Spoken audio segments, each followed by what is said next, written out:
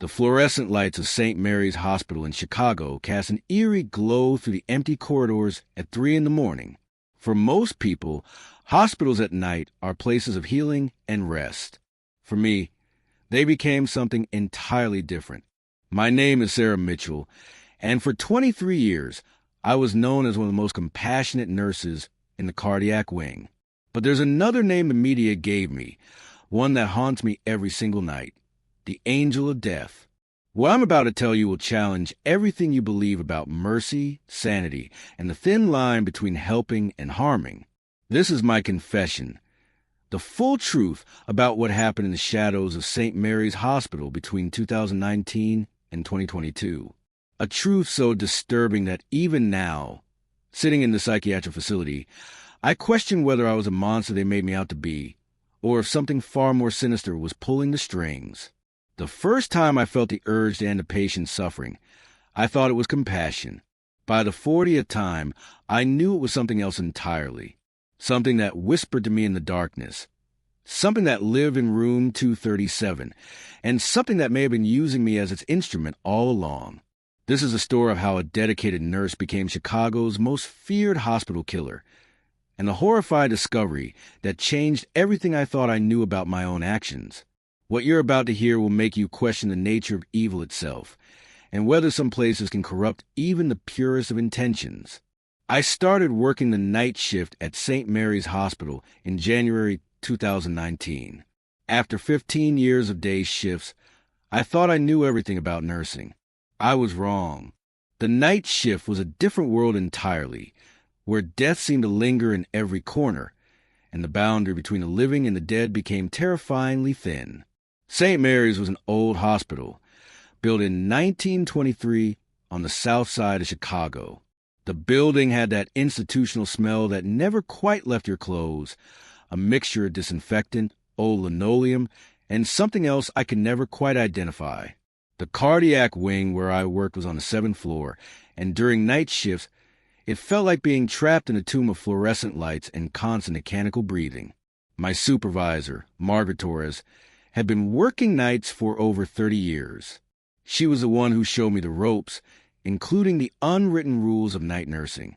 "Sarah," she told me on my first week, "the night shift teaches you things about life and death that day shift nurses never learn. You'll see things, hear things, feel things that will test your faith in everything you thought you knew." The cardiac patients were different at night.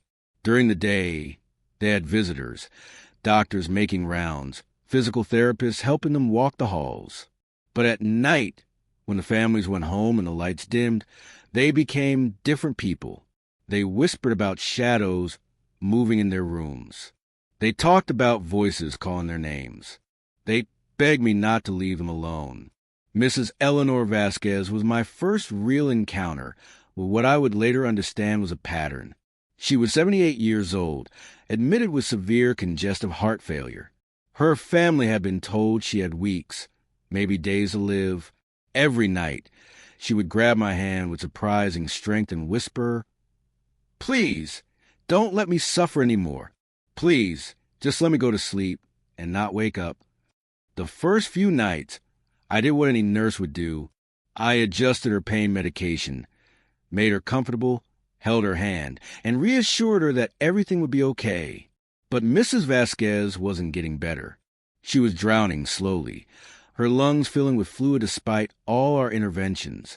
The gurgling sound she made with each breath was haunting. Her eyes followed me around the room with a desperation that pierced through my professional detachment. It was on a Tuesday night in February when I first felt what I can only describe as compulsion. Mrs. Vasquez had been crying for hours, her breathing becoming more labored. The resident had increased her morphine drip, but it barely touched her suffering. As I stood beside her bed during my 3 a.m. rounds, something inside me shifted. It wasn't a conscious decision at first. It was more like a whisper in my mind, gentle but insistent. "End her pain. You have the power to give her peace." I found myself checking the hallway to make sure no one was watching. My hands moved almost on their own, reaching for the extra pillow on the chair beside her bed. Mrs. Vasquez looked at me with those pleading eyes, and I swear I saw gratitude in them, as if she knew what I was about to do and welcomed it. The act itself took less than 3 minutes. Mrs. Vasquez didn't struggle. Her hand squeezed mine once, and then she was still. The torment that had been etched on her face for weeks melted away, replaced by something that looked almost like relief. I documented the time of death as natural, respiratory failure due to cardiac complications. No one questioned it. No one suspected anything. But something inside me had changed that night. As I walked home through the empty streets of Chicago at 7 a.m., I felt a strange sense of purpose, as if I had discovered my true calling. The guilt that should have consumed me was strangely absent. Instead, there was only the memory of Mrs. Vasquez's peaceful face and the knowledge that I had ended her suffering. What I didn't know then was that something had been watching me that night, something that had been waiting in the shadows of St. Mary's for someone like me, someone with access and opportunity, someone whose compassion could be twisted into something much darker. The weeks following Mrs. Vasquez's death passed in the blur of routine nursing duties, but something fundamental had changed within me. I found myself paying closer attention to the patients who seemed to be suffering the most, the ones whose families whispered about quality of life and letting go. It was as if I had developed a sixth sense for identifying those who were ready to be released from their earthly torment. Mr. James Patterson was next, a 65-year-old construction worker who had suffered a massive heart attack, leaving him brain damage and connected to machines that kept his body functioning while his mind had already departed. His wife, Linda, spent her days beside his bed, talking to him as if he could hear her, reading him newspaper articles about his beloved Chicago Cubs. But at night, when Linda went home to take care of their grandchildren, Mr. Patterson became someone else. His eyes would flutter open and dart around the room with obvious terror. His monitors would show elevated heart rates, and he would make sounds that weren't quite human. The other nurses said it was normal for brain-injured patients, but I could see something different in his eyes. I could see him trapped inside his own body, begging for release. On the night I helped Mr. Patterson find peace, I felt that same whisper in my mind, but this time it was stronger, more persuasive. As I approached his bed during my midnight rounds, I could swear I heard a voice that wasn't quite my own saying, "You're an angel of mercy, Sarah. You're helping them find their way home." The technique became refined with practice. I learned to time it perfectly with shift changes, when the hallways were empty and the other nurses were busy with their own patients. I developed a routine. First, I would spend time with the patient, talking to them softly, holding their hand, explaining what I was about to do. Most of them seemed to understand, seemed grateful even. Mrs. Dorothy Chin was the third. Terminal pancreatic cancer had reduced her from a vibrant retired teacher to a shadow of her former self. Her pain was so intense that even maximum doses of morphine barely made a dent. She had been begging her doctors for assisted suicide, but Illinois law wouldn't allow it. When I knelt beside her bed and whispered what I was planning to do, she squeezed my hand twice, our agreed-upon signal for yes. By spring of 2019, I had helped 8 patients find peace. Each time, I told myself I was performing acts of mercy, that I was ending suffering that medical science couldn't touch. The families thanked me for being so caring during their loved ones' final moments. My supervisors praised my compassion and bedside manner. I received a commendation for excellence in patient care. But the whispers were getting stronger. What had once been gentle suggestions were becoming commands. I started noticing patterns in when the urges hit me strongest. It was always during the darkest hours of the night, usually between 2 and 4 a.m., and it always happened when I was near room 237, even if I wasn't assigned to care for the patient in that room. Room 237 had been empty for most of the spring. According to Margaret, it had been the site of several patient deaths over the years, and some of the staff avoided it when possible. The room had a strange quality to it. It was always colder than the surrounding rooms, and the overhead lights flickered constantly despite being replaced multiple times. It was in late May when I first entered room 237 during a night shift. We had admitted Mr. Robert Kowalski, a 72-year-old man with end-stage COPD. His breathing was so labored that you could hear from the hallway, a wet, gasping sound that spoke of drowning from the inside. But there was something else about being in that room, something that made the hair on my arm stand up and my skin crawl with an inexplicable dread. As I checked Mr. Kowalski's vitals, I heard something that stopped me cold. It was a voice, clear as day, but it wasn't coming from the patient. It was coming from somewhere behind me, near the window that looked out over Chicago's skyline. "He's ready, Sarah. They're all ready. You're just giving them what they want." I spun around, but the room was empty except for Mr. Kowalski and me. Yet the voice continued, seeming to come from the walls themselves. "You're not a killer, Sarah. You're a liberator. You're setting their souls free from prisons of flesh and pain. What do you think about what you've seen so far? Do you believe Sarah was genuinely trying to help her patients, or was something darker influencing her actions? What would you have done if you were in her position, watching people suffer with no hope of recovery? Share your thoughts in the comments." The night I first heard the voices clearly in room 237 marked the beginning of what I now understand was my complete psychological breakdown, though at the time, I believed I was receiving divine guidance. Mr. Kowalski became my 9th patient to find peace, but his death was different from the others.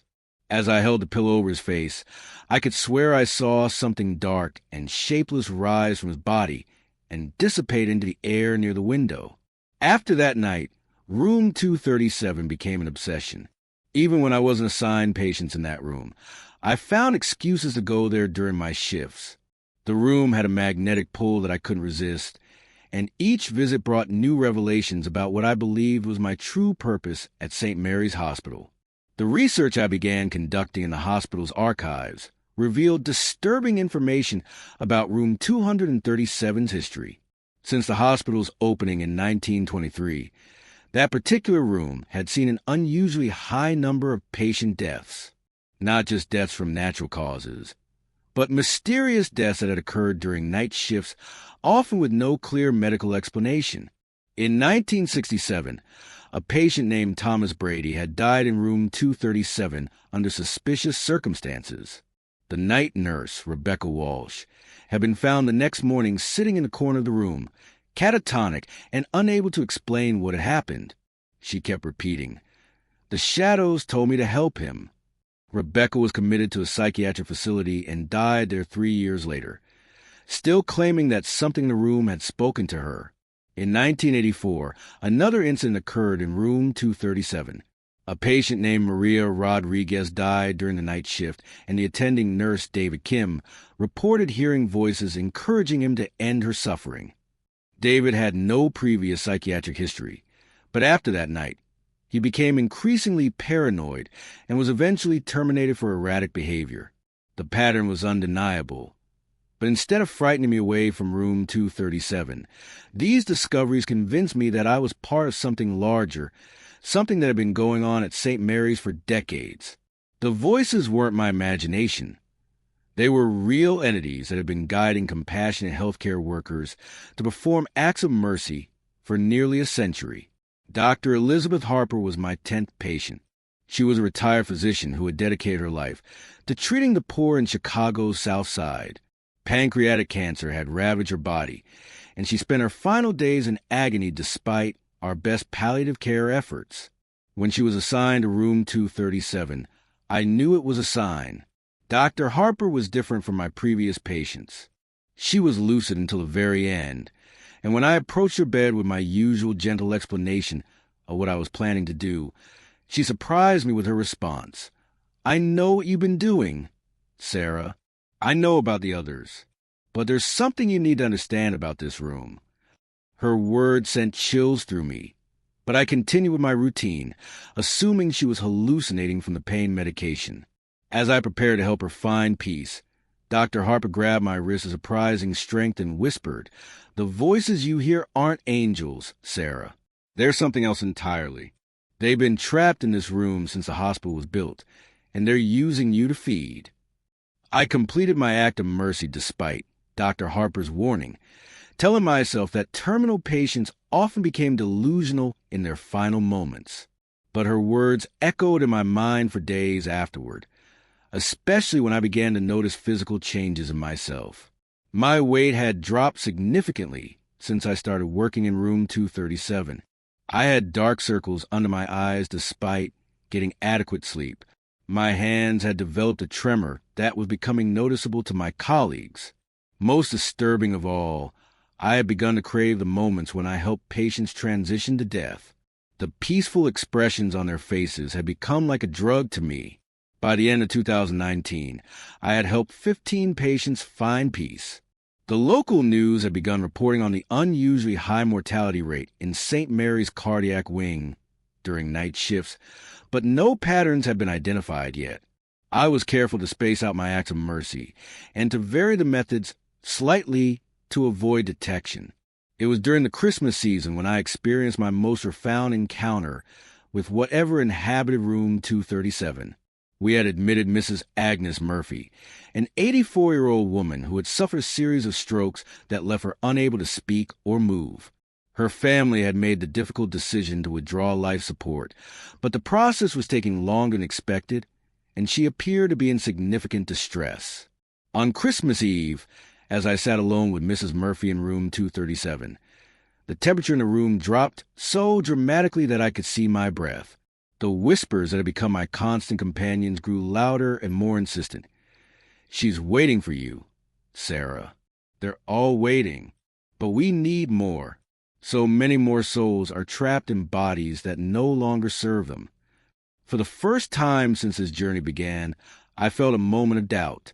Looking at Mrs. Murphy's face in the flickering light of room 237, I saw not just suffering, but something that looked like fear. Not fear of death, but fear of something else entirely. As I prepared to help her transition, I could swear I saw shadows moving independently of any light source, gathering around her bed like hungry spectators. The act itself was routine by now, but as Mrs. Murphy took her final breath, something unprecedented happened. Instead of the usual peaceful expression, her face contorted in what looked like terror, and the shadows in the room seemed to rush toward her, enveloping her body before disappearing into the walls. I want to pause here and thank you tremendously for staying with this story until this point. I know it's disturbing and difficult to hear, but I assure you that what's coming next will reveal truths that are even more shocking than what you've heard so far. The real horror of what happened at St. Mary's Hospital is just beginning to unfold. January 2020 brought changes to St. Mary's Hospital that would ultimately lead to my downfall, though at the time I interpreted every new development as a test of my divine mission. The hospital had hired a new director of nursing, Janet Morrison, who had a reputation for meticulous record-keeping and statistical analysis. Within her first month, she had identified what she called anomalous mortality patterns in the cardiac wing's night shift. Janet's investigation began quietly, with requests for detailed reports on patient care during the hours when deaths occurred. I was confident that my documentation was thorough and appeared natural, but Janet's scrutiny extended beyond medical records. She began interviewing night shift staff about their observations, looking for any unusual behaviors or incidents that might explain the mortality spike. The first real warning sign came in February when Janet asked me to stay after my shift for what she called a routine consultation about patient care procedures. Her office was on the administrative floor, far from the clinical areas where I felt most comfortable, and something about her demeanor immediately put me on edge. "Sarah," she began, pulling out a thick folder filled with patient records, "you've been present at quite a few patient deaths over the past year. 15 to be exact. That's significantly higher than the average for our night shift nurses." I explained that I had developed a reputation for working with families during end-of-life situations, and that patients and their loved ones often requested me specifically for those difficult final hours.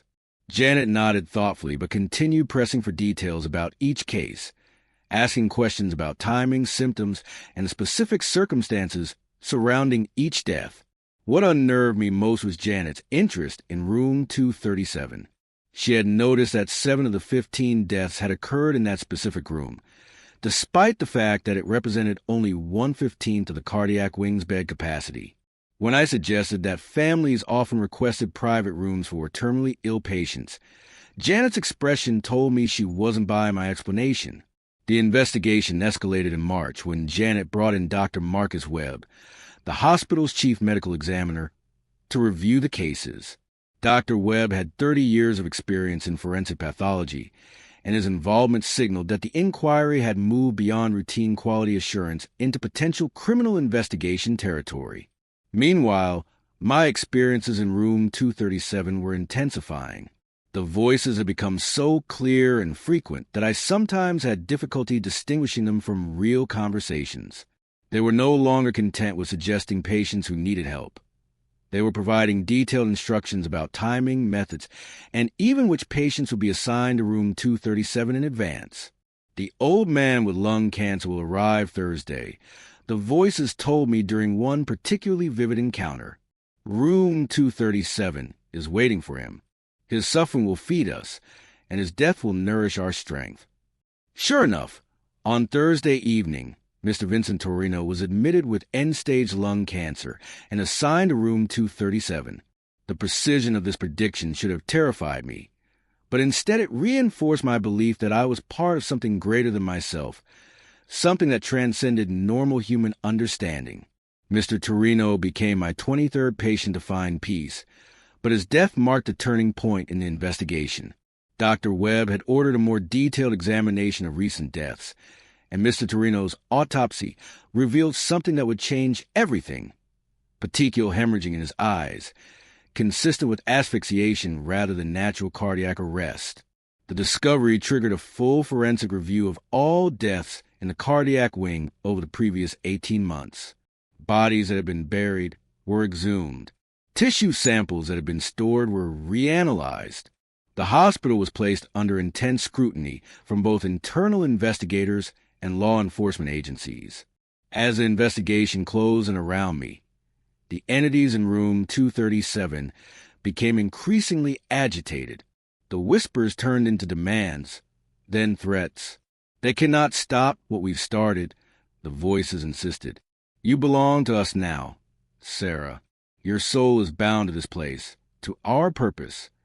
I began experiencing episodes where I would find myself in room 237 with no memory of how I got there.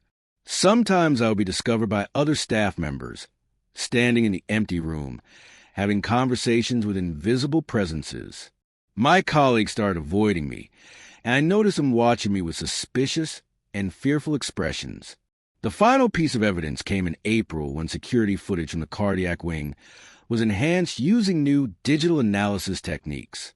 The cameras had been installed the previous year as part of a general security upgrade, but the recordings had been stored at low resolution to save storage space. The enhanced analysis revealed clear images of me entering patient rooms during night shifts, staying longer than normal nursing procedures would require, and leaving with expressions that the investigators described as unnaturally calm and satisfied. On April 15, 2020, I was called into a meeting with Janet Morrison, Dr. Webb, and 2 detectives from the Chicago Police Department. They had compiled evidence linking me to 41 suspicious deaths over the previous 15 months. The meeting took place in the hospital's main conference room, a sterile environment that felt nothing like the intimate darkness of room 237, where I had become accustomed to receiving my guidance. Detective Maria Rodriguez, who bore an eerie resemblance to one of my early patients, presented the evidence methodically. Security footage, forensic reports, witness statements from colleagues who had noticed my unusual behavior, and statistical analysis showing the correlation between my presence and unexplained deaths.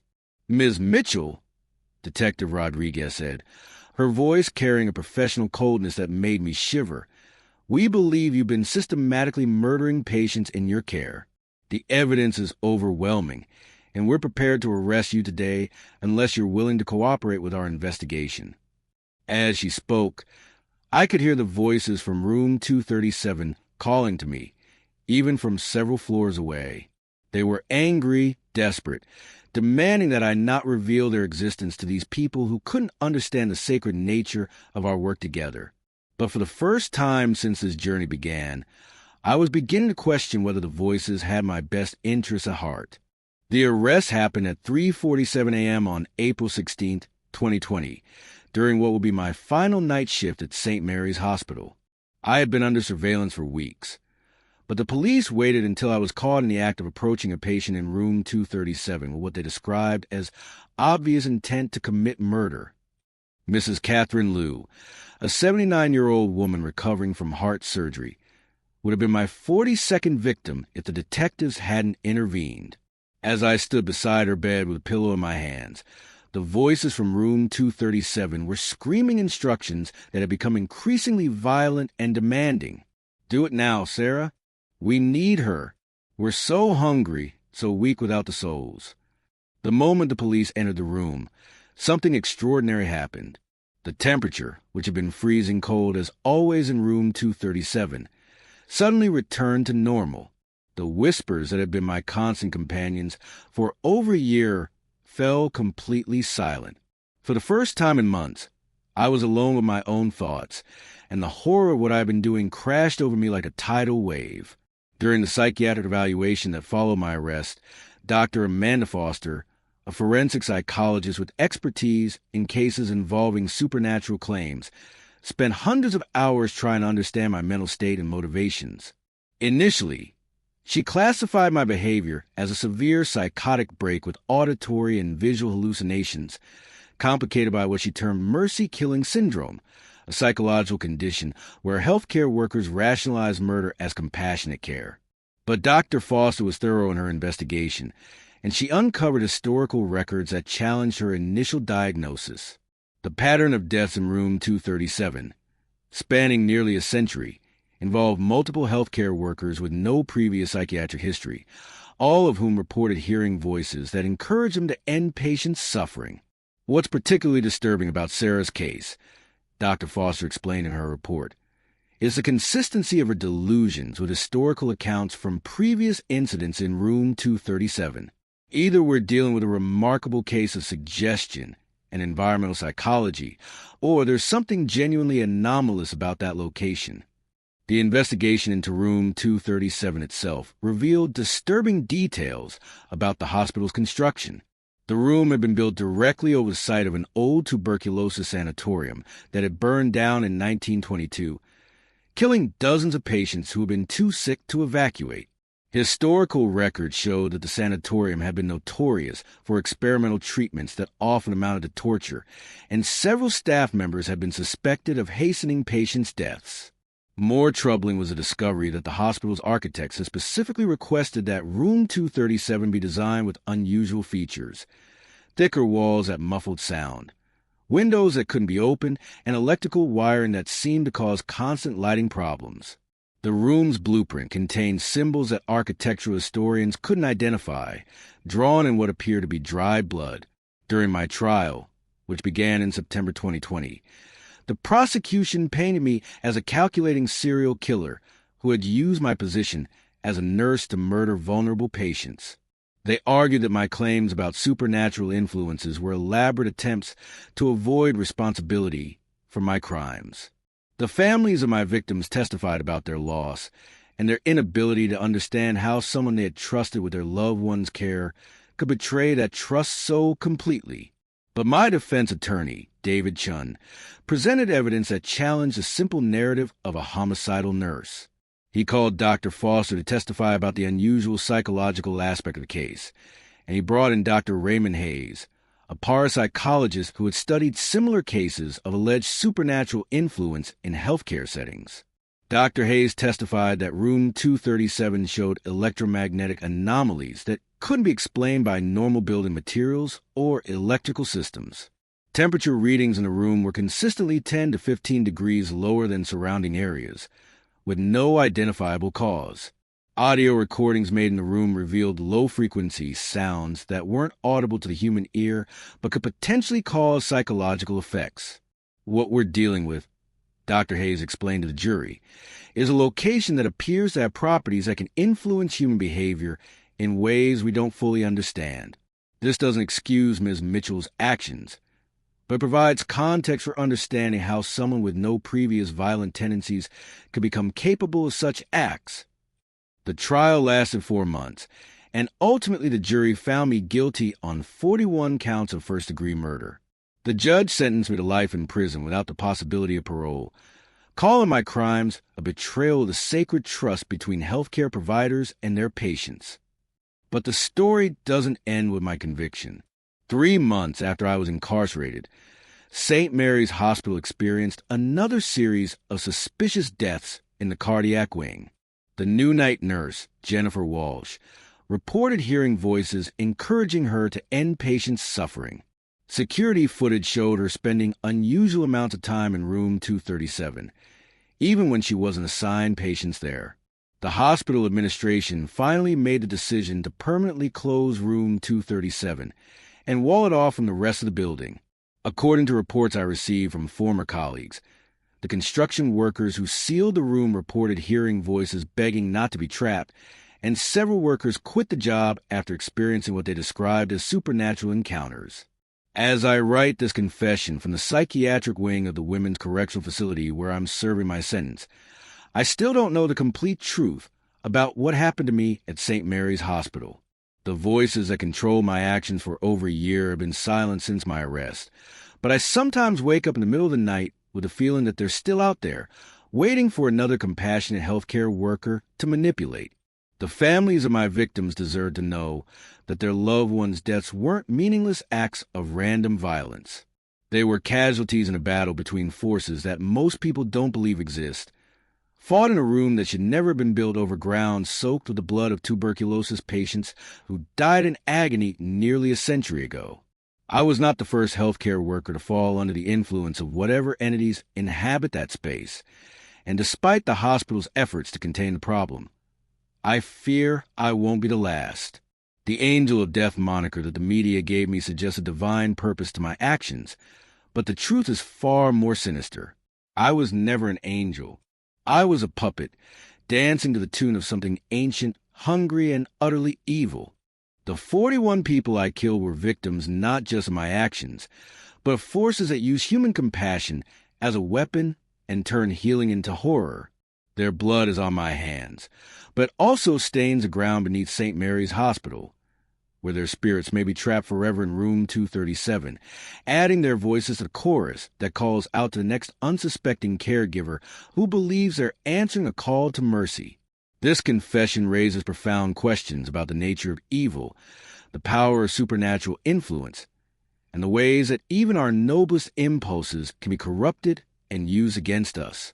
Sarah Mitchell's story challenges us to consider whether evil can literally inhabit places, and whether some locations carry the psychic residue of past traumas that can influence the living. What do you think about Sarah's claims of supernatural influence? Do you believe that places can be haunted in ways that drive people to commit terrible acts, or do you think she was suffering from severe mental illness that manifested as auditory hallucinations? Have you ever experienced a location that felt genuinely malevolent or wrong in some way that you couldn't explain? The case of the Angel of Death remains one of Chicago's most disturbing serial killer cases, not because of the number of victims, but because of the questions it raises about free will, supernatural influence, and the corruption of healing professions. Share your thoughts in the comment below. We're genuinely curious about your perspective on this case, and whether you believe Sarah Mitchell was a victim as well as a perpetrator. If this story has affected you as deeply as it has affected us, please consider subscribing to our channel and clicking the notification bell to stay updated on our latest true crime investigations.